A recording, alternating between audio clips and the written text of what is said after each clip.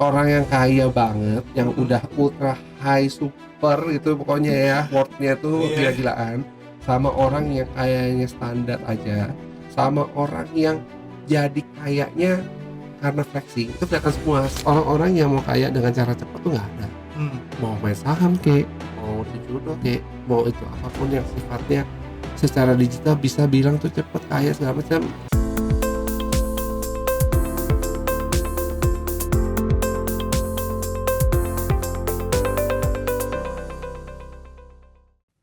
Kalau nggak salah ada influencer finance yang bilang bahwa sekarang kelas menengah itu udah hilang, Pak. Kelas menengah udah hilang ya, ke bawah. Karena ya, jadi yang di bawah makin ke bawah, yang atas makin ke atas. Yes, setuju. Yang bener, Pak? Karena gini, karena prinsipnya itu kita tuh apa ya? Saya bilang istilahnya apa ya? Oke, yang gampang aja bahasa ini. Jadi istilahnya adalah orang yang di bawah. Ya kita ngomong contoh orang yang kelasnya menengah ke bawah, menengah dah ya. Untuk sampai ke atas, untuk sampai jadi orang yang kaya, itu cuma bisa dua hal biasanya. Satu karena dia menang lotre, satu karena dia dipercaya orang-orang yang di atas itu untuk ikut dibawa ke atas. Oke. Kebayang nggak yang kedua? Iya. Contoh, Karena dia punya integritas, maksudnya. karena dia punya sesuatu yang dibutuhkan sama yang di atas. Contoh, Pak. Kamu tahu influencer-influencer yang tiba-tiba kaya? Saya sebut aja deh, Oke. Raffi Ahmad. Oke. Menurut kamu Raffi Ahmad dulunya gimana? Awalnya kamu tahu sama kali. Ya, Apa dia pertama-tama kaya? enggak sih. Ya udah. Saya lihat memang dari orang biasa lah ya. Ya. Habis itu dari artis, sekarang jadi kaya banget sih. Sekarang pertanyaan sekarang, yang jadi artis pure ya artis ya sampai akhirnya jadi orang kaya berapa banyak sih? Ya, dikit sih. Dikit kan? Contoh kayak misalnya Nunung ya. Iya. Ya oke lah. Atau dulu mungkin zaman dulu ada grup band kali ya, grup band yang jadi kaya berapa banyak sih? Gak banyak. Kayaknya nggak ada Grup sih. band nggak ada. Yang bisa jadi Raffi Ahmad nggak ada. Raffi Ahmad itu menurut saya pasti ada orang di belakangnya yang memang membutuhkan dia untuk bisa menjalankan miliknya orang kaya itu apapun lah, ide bisnisnya, ide apapun. Karena prinsipnya orang kaya itu yang benar-benar kaya ya, buat saya itu nggak mau ke publik muncul. Karena saya pernah lihat orang yang sangat super kaya sama orang yang ya standarnya kita tuh orang yang kaya biasa itu kelihatan. Orang yang kaya banget, yang udah ultra high super itu pokoknya ya, worth-nya tuh gila-gilaan, sama orang yang kayanya standar aja, sama orang yang jadi kayanya karena flexing. Itu kelihatan semua. Saya udah pernah lihat semua orang-orang kayak gitu. Orang yang paling atas itu mereka tuh nggak mau dilihat sama orang. Jadi tuh mereka tuh sama sekali nggak mau tahu orang itu bisnisnya ini tuh ternyata punya dia tuh nggak mau. Mereka tuh maunya benar-benar semua tuh hidden, semua tuh nggak mau diinformasiin. Jadi mereka tuh semua tuh tahunya cuma di belakang layar doang. Jadi mereka tidak pernah keluar ke publik lah, misalnya kayak gitu. Terus orang kaya yang kedua adalah orang kaya yang memang, kan orang kaya itu terjadi kenapa? Karena pasti ada yang memberikan benefit buat dia atau kasih uang lah. Mana ada sih orang yang tiba-tiba biasa aja hidupnya tiba-tiba jadi kaya milioner? Kan uang itu nggak bisa tiba-tiba nongol karena dia sebatas cuma misalnya usaha yang normal gitu, nggak mungkin. Karena kalau semua jadi orang kaya, ini saya ngomong nih ya fakta ya, kalau semua orang jadi orang kaya nggak ada yang kerja dong. Iya sih. Nggak ada yang jadi karyawan dong. Iya.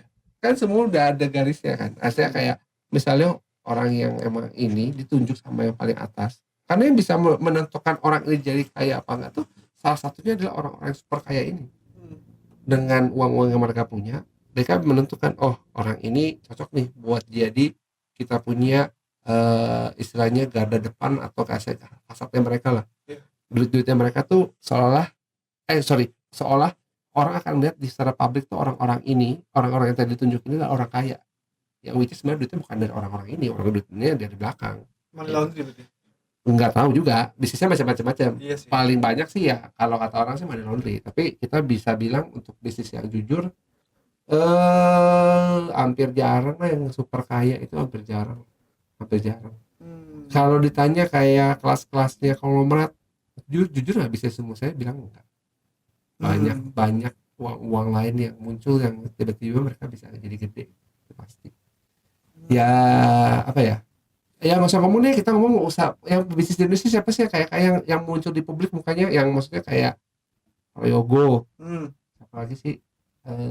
Michael Michael kan, terus siapa lagi? Ya pokoknya mereka itu kan Iya. semua orang tahu Iya. bahwa orang ini adalah orang yang kaya gitu. Tapi rata-rata bisnisnya mereka tuh akan bisa jalan pada saat mereka tuh emang diperbolehkan untuk kerjaan itu. Contoh tambang lah kita ngomong. Iya. Tambang batu bara tuh nggak mungkin kan, hasilnya mereka cuma mengandalkan kayak akses untuk bisa ngegalinya itu nggak mungkin mereka bisa dapat. Iya. Kalau mereka tuh nggak punya channel, ya kan? Mau kamu kayaknya 3 kali lipat orang ini, ya misalnya dia ada pengusaha batu bara nih, kaya lah, ya kan? Punya akses batu bara. Kamu nih, sekarang nih kekayaannya 4 kali deh dari orang ini. Kamu mau tuh akses ke tambang batu bara itu juga nggak bakal bisa dapet aksesnya. Karena nggak ada channelnya. Karena nggak ada channelnya. Itu tuh udah permainan yang memang dibuat sedemikian rupa supaya orang ini yang dapat, di belakangnya nanti baru dibagi-bagi. Kayak gitu kurang lebih kasarnya. Ya emang kayak begitu, ekonomi tuh begitu. Nggak ada, ya makanya saya kadang-kadang kan suka lihat kalau ketemu orang yang kayaknya karena flexing.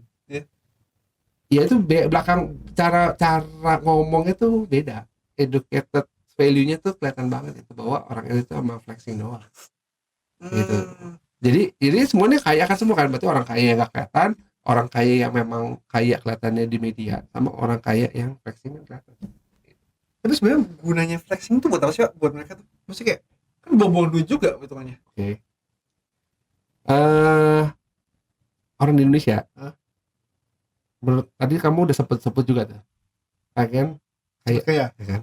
Itu udah pasti kan? Iya. Kamu kalau disuruh tiba-tiba nih, kamu hari ini suruh pulang ke rumah, besok-besok jadi orang kaya, kamu pasti mau pulang hari ini? Oh pulang lah. Ya kan? Maksudnya itu kan sesuatu yang secara natural, itu orang tuh emang pengen kaya gitu kan? Iya. Ya walaupun caranya gimana pun lah, karena kan banyak orang yang memang tadi kamu bilang masyarakat menengah bawahnya itu makin parah, makin banyak lah gitu. Tapi mereka nggak bisa ada akses sampai ke atas.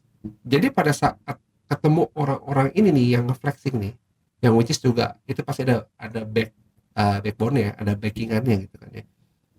Mereka akan tertarik untuk dengerin konten-konten kayak gini ketimbang konten-konten yang sifatnya edukasi. Habis itu nanti suruh investasinya ke sini ya, nanti setiap tahun naik pertumbuhannya 6%, aset kamu jadi 10% gitu kan. Dibanding orang yang nge-flexingnya hari ini gue investasi, besok gue beli McLaren. Iya dong, lain dong kelasnya dong. Abis itu bener-bener ada mobilnya secara video tuh, walaupun kita nggak tahu mobil siapa lah ya, pokoknya McLaren lah pokoknya. Abis itu channel-channel orang-orangnya kalau di video-video itu ketemunya sama si A, si B, si C, si D, itu flexing semua tuh. Walaupun saya nggak tahu itu beneran temenan apa dibayar semua, nggak tahu lah ya. Ya akhirnya orang-orang ini jadi percaya, supaya bisa sama kayak dia, gue berarti harus mendewakan dia nih.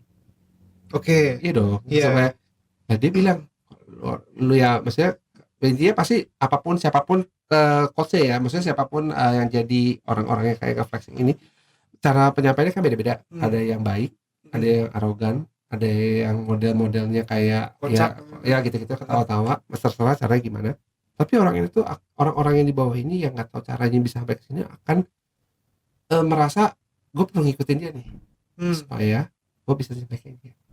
Tapi sebenarnya kamu balik yang pertanyaan kamu nih, kenapa orang flexing? Supaya dapetin orang-orang ini, memancing ikan di lautan namanya. Tujuan apa? Oh ya udah, lu mau kayak gua ya, lu bayar ya pas gua training nih, lu harus ikut trainingnya, stepnya harus kayak gini, lu nggak bisa tiba-tiba kayak juga, lu harus belajar ini modulnya sekian, 10 juta. Oh kayaknya kalau udah selesai ini lu mesti upgrade nih, belum sampai sini, tambah lagi ya 20 juta. Upgrade ini 50 juta. Orang kan semua jadi pengen coba, penasaran, kayak pengen ngulik terus kan, ngulik kayak wah gue harus bayar ini, ya ini kayak make sense nih kan di mindset kan dibuat sebuah cerita di dalam pembayaran pertama itu mereka dapat edukasi gini gitu kan, yang membuat seolah-olah tuh mereka diarahkan untuk ya udah lu harus begini supaya lu bisa sampai kayak gua gitu kan.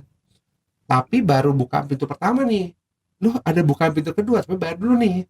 Jadi kayak main apa sih, jackpot gitu loh. Iya, Kayak iya. main lotre nih, kayak Taruhan ya. kayak main apa? Kayak main game lah. Main Heeh. game tuh jangan cuma stage satu doang. Stage berikutnya lu harus, tapi lu harus bayar setiap buka pintu itu.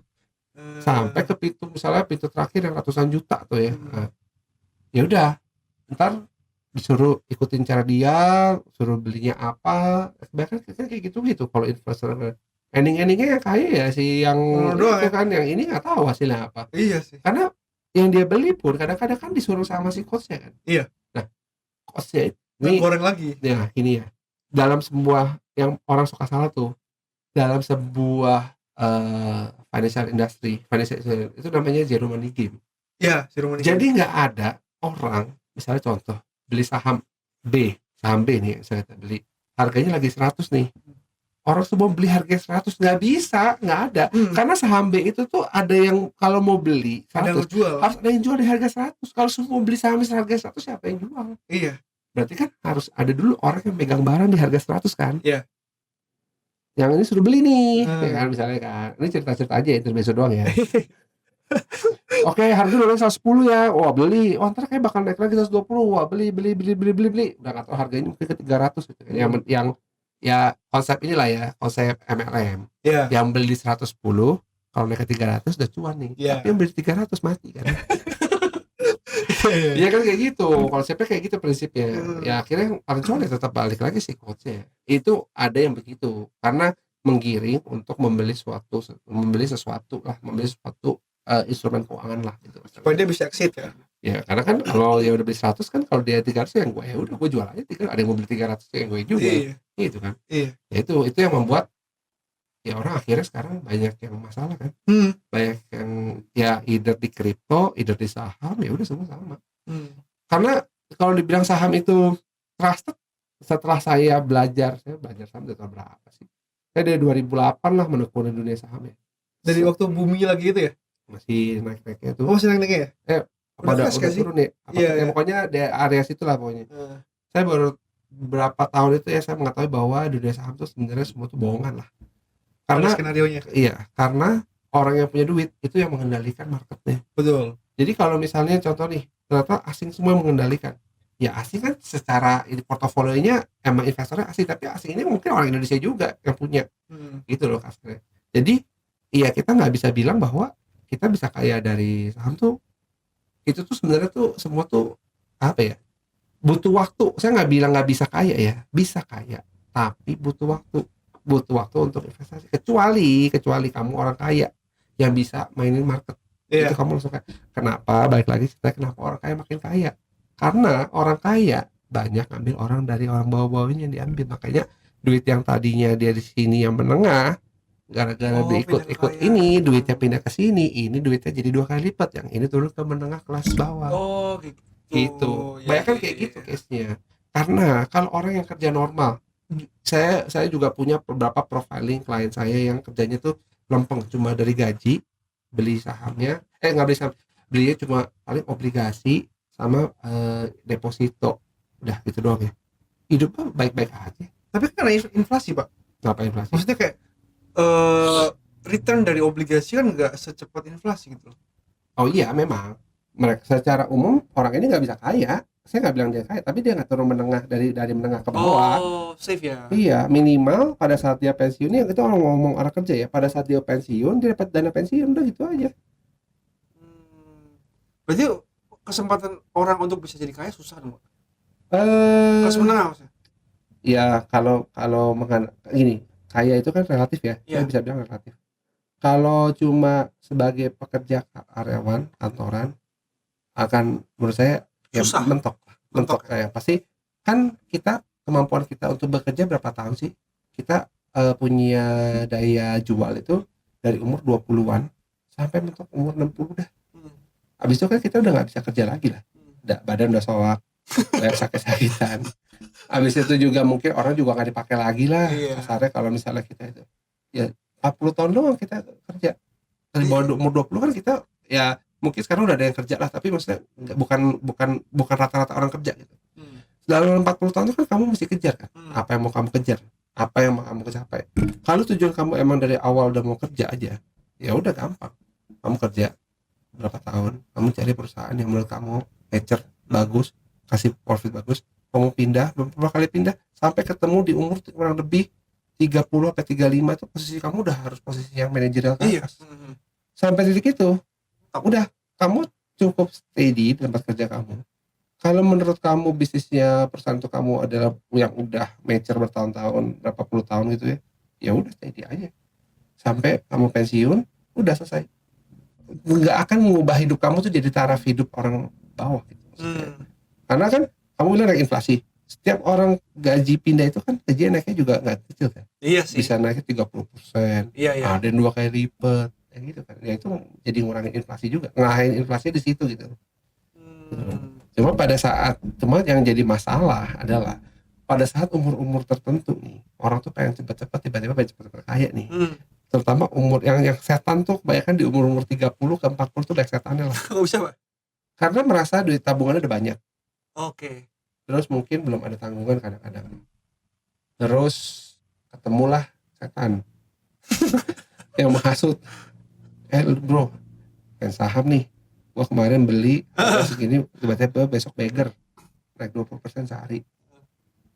Itu kan dia taunya kan dikasih taunya kan hari ini udah naik kan. Iya. Terus habis itu kan either dia dikasih suruh beli lagi yang sama barangnya atau suruh beli yang lain tuh cari itu maksudnya. Tapi prinsipnya karena mau cepet jadi cepet turun juga. Betul. Karena gini loh, orang yang trading sebenarnya saya bilang main saham itu nggak apa ya, tapi menurut saya untuk orang tertentu yang emosinya nggak bisa dikontrol, main saham tuh jangan trading tapi investing aja. Karena main trading itu makan emosi. Pada saat naik kita Pengen jual. pasti jualnya tak untuk ngejual itu kita sangat ragu karena takutnya naik lagi. Iya. Ya kan? Pada saat turun nggak mau jual juga, kayak bakal naik lagi deh kayaknya. Jadi penangkalan diri sampai akhirnya mungkin ke 50 perak. Iya. Nggak, jadi kalau main trading, kalau misalnya ini buat masukan aja ya, karena kan saya udah di dunia ini beberapa puluh tahun lumayan lah ya, walaupun saya bukan ahlinya, saya kan memang nggak menekuni kayak beberapa analis yang memang di sana. Tapi yang saya lebih menekankan masalah emosinya aja sih. Psikologisnya. Kalau kamu mau main saham sebagai trading, kamu harus batasin berapa kerugian yang harus kamu terima. Mau dia nanti naik lagi, ya kamu harus cut loss di situ. Stop sampai situ. Oke, kamu mau cut loss stop trading 5%. Harus 5% itu jangan lu lawan, jangan jadi 5% ada kayak bakal naik lagi lah. Jangan 5% cut gitu.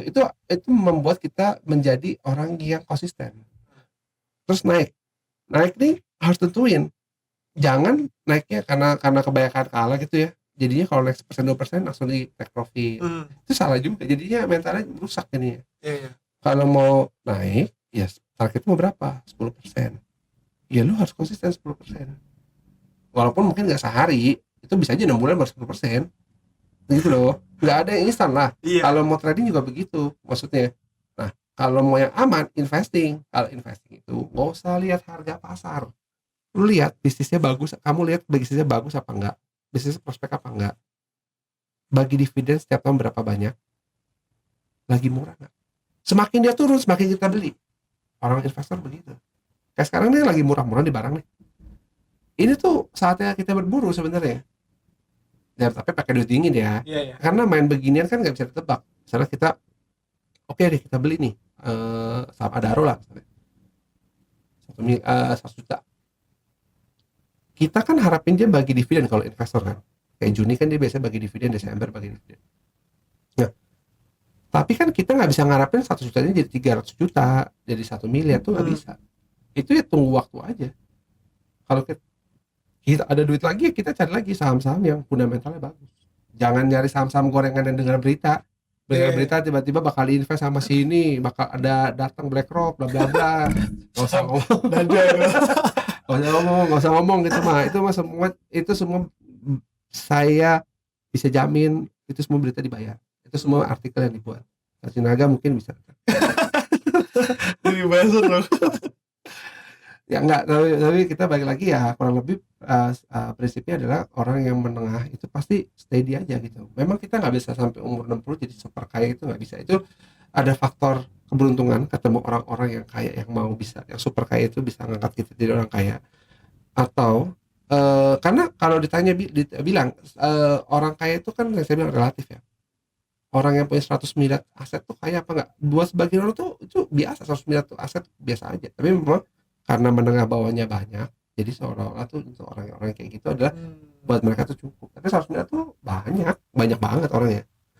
Iya, jadi orang-orang ya menurut saya yang menengah-menengah ini, saran saya adalah ya udah bekerja yang baik, nggak usah lihat kiri kanan yang aneh-aneh, investasi yang wajar, nggak usah cari cepet duit, nggak usah cari cepet kaya, karena cari cepet kaya itu kebanyakan cepet mati. Saya kebanyakan cepet akhirnya, karena orang yang beruntung itu menurut saya tuh kecil banget peluangnya, mungkin 0,00 sekian % dibanding orang yang kaya. Mau jadi cepet kaya, orang yang dasarnya basicnya udah kaya, untuk jadi kaya itu lebih gampang. Gampangnya lebih cepet ya. Iya tadi contohnya kan duit orang itu kan karena apa? Karena dia kaya. Jadi dia punya kontrol untuk ngebangun ekosistemnya, dia bisa bangun. Dia cuma tinggal suruh orang ikut dia, bayar dia, duitnya masuk ke dia semua. Yang ini dapat apa? Ya nggak tahu dapat apaan. Iya. Orang Persib PJ Rumani game kok nggak ada di pasar tuh, duitnya nggak bisa tiba-tiba beranak, nggak bisa tiba-tiba ada sahamnya cuma 1 lembar nih. Terus 1 lembar ini berharap supaya duitnya jadi 100, harganya jadi 1000. Yang mau beli ada 1000 orang. Gimana caranya? Orang lembar cuma 1. Iya. Gitu loh. Yang mau jual cuma 1. Iya. Ya lu rebutan aja dah. Siapa yang biddingnya paling gede? Gitu. Iya, bener. Ya gitu. Prinsipnya jual trading tuh jual beli kayak dagang, kayak orang dagang. Makanya nggak rekomendasi kalau orang-orang yang mau apa ya? Mau main di dunia saham tuh, ya mainnya dengan cara trading tuh bukan sesuatu yang saya rekomendasikan kalau mentalnya belum siap gitu.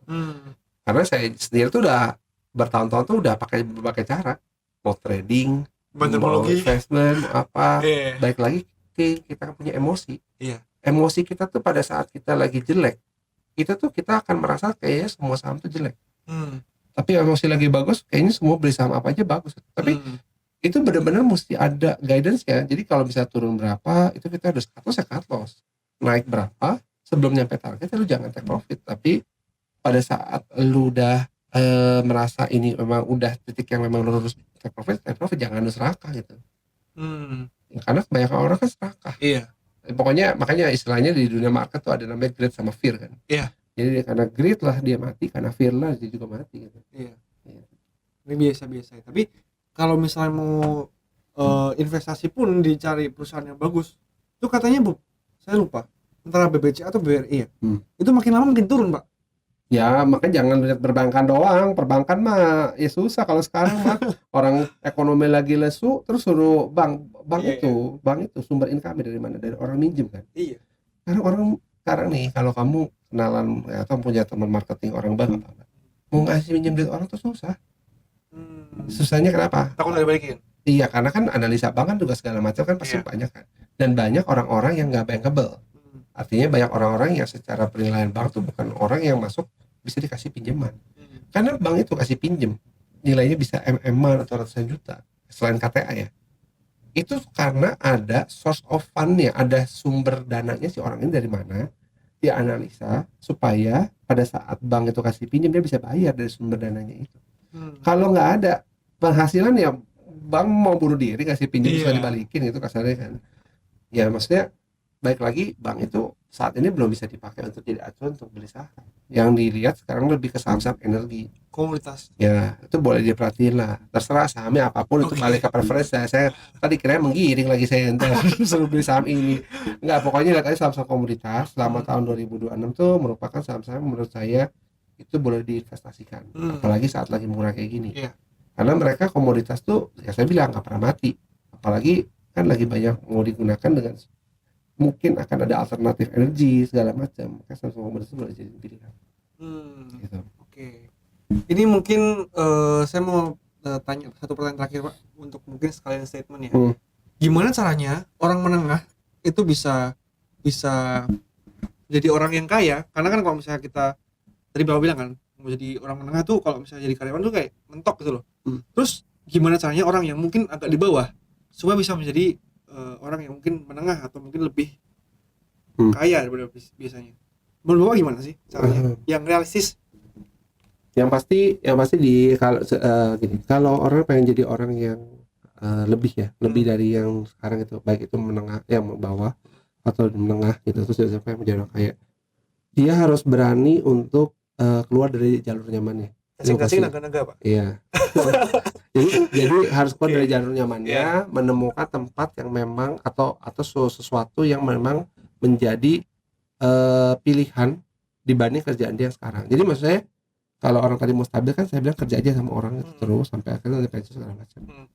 Tapi ada satu titik kalau menurut diri dia bisa mengkontribusi lebih dari sebesar hanya bekerja. Ya berarti kan gambling lah ya saya ngomongnya ya. Ya gambling sesuatu untuk yang hal yang positif sih menurut saya nggak apa-apa selama diperhitungkan dengan baik-baik gitu maksudnya. Misalnya akan ada orang suka jalan 2 kaki ya, kerja di kantor, habis itu mungkin ada yang jadi apalah freelancer segala macam, dapat 2 income kan. Tapi kan kita nggak pernah tahu, mungkin akhirnya ini berkembang nih. Ya berarti dia harus memilih ke sini. Karena saya juga banyak orang-orang yang dari karyawan pindah ke bisnis dia sendiri gitu maksudnya. Yaitu pilihannya adalah pada saat dia berani pindah ke sini kan dia take gambling ya. Akhirnya dia mengambil opportunity ini supaya bisa mengubah hidupnya dia lah. Ya itu yang harus dilakukan untuk mengubah itu. Bukan jangan judol. nggak ada pokoknya saya akan against orang-orang yang mau kaya dengan cara cepat tuh nggak ada. Mau main saham kek, mau tuh judol kek, mau itu apapun yang sifatnya secara digital bisa bilang tuh cepet kaya segala macam. Bukannya saya bukannya gimana ya, saya bukannya mau menghilangkan jobnya orang yang tadinya suka nipu gitu ya. Tapi maksudnya saya mau bilang orang-orang ini tuh potensi untuk bisa jadi merubah hidup itu adalah dengan cara membuat peluang dia sendiri. Dengan cara teknologi yang ada sekarang kan udah banyak ya. Bahkan saya baca berita ada orang yang bisa bikin bisnis tanpa karyawan dengan hanya AI. Ada sih. Itu sih menurut saya sih gila banget sih menurut saya sih. Dan bisa profit gitu. Ya berarti kan teknologi kita sekarang kan udah cukup mumpuni kan untuk bisa, ya udahlah, nggak usah nanya kos siapapun, nggak usah nanya apa, lu tanya ChatGPT aja, lu tinggal paling upgrade ChatGPT-nya dari yang biasa ke yang paling mahal lah. Supaya dia ngobrolnya bener gitu, jangan ngaco. Ya udah dari situ dikembangin, ya udah ide-ide apa yang ada di otak ngomongin aja di situ udah, nanti kan dia pas keluar tuh, oh bisa jadi begini, bisa begini, nanti saya tinggal pikir kan, oh nanti cari apa barangnya di mana, tuh cari ini customer siapa, semua bisa dijelasin sama AI. Ini buat saya dengan dunia yang kayak sekarang penuh informasi yang terbuka, nggak susah untuk orang mengubah hidup gitu. Tinggal mereka mau dan berani apa enggak gitu loh. Karena pada saat udah berkeluar dari si zona nyaman, ini tuh zonanya tuh bener-bener zona perang. Karena pada saat ini kelihatannya bagus, tahun depan bisnis kayak gini bisa hilang ya bisa aja. Iya sih. Ya maksudnya harus berani dulu gitu maksudnya untuk bisa keluar dari nyaman. Ya maksudnya kalau emang mau merubah hidup ya seperti itu lah kurang lebih. Jangan judi lah pokoknya jangan gambling lah. Pokoknya betul, bisnis yang bener lah ya, bisnis itulah yang karena kalau kerja pasti ada terbatas saya yakin. Kalau bisnis itu yang nggak terbatas, tinggal kita sebagai manusia tuh kita mau ngedongkrak diri kita tuh sampai berapa batas yang kita mau, yang kita berani untuk kita naikin gitu. Karena ada orang yang batasnya cuma sampai setengah, ada yang sampai ke atas, ada yang lebih atas lagi, itu kan tergantung masing-masing orang. Gitu. Ya prinsipnya kurang lebih kayak gitulah untuk mengubah taraf hidupnya mereka lah. Gitu. Berarti ya kalau mau jadi intinya ya berarti kalau misalnya mau switching untuk bisa menjadi lebih dari sebelumnya ya berbisnis ya. Sambil kerja misalnya awalnya. Itu kalau misalnya kan saya bilang kan bisnis nggak ada yang selalu ini ya. Pasti error kan. Ya kerja itu untuk tetap bisa hidup ya dia lah gitu kan. Kurang lebih kayak gitu. Paling itu aja sih Pak untuk waktunya, terima kasih. Nanti kita mungkin bisa ngobrol-ngobrol lagi di episode selanjutnya dan mungkin saya bakal undang lah teman-teman Bapak kali ya buat ngobrol-ngobrol sini ya. Boleh. Oke, kalau begitu thank you Pak untuk waktunya ya. Ya, thank you Jovan.